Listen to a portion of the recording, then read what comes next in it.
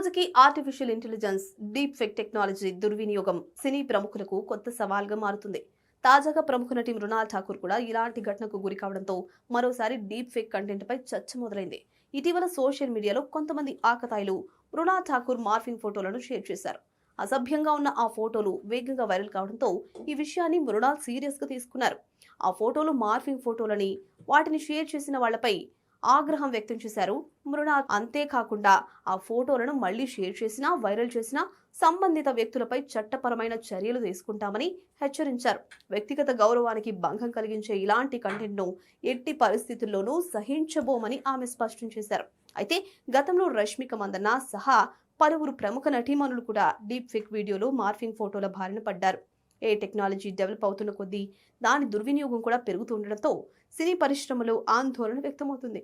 ఈ ఘటన మరోసారి డీప్ ఫేక్ కంటెంట్ నియంత్రణపై కఠిన చర్యలు అవసరం అనే చర్చకు దారితీసింది.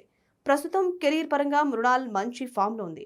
హాయ్ నాన్న, సీతారాం సినిమాలతో బ్లాక్ బస్టర్స్ హిట్స్ అందుకున్న ఈ అమ్మడు అల్లు అర్జున్ రాకా చిత్రంలోనూ నటిస్తున్నట్లుగా టాక్.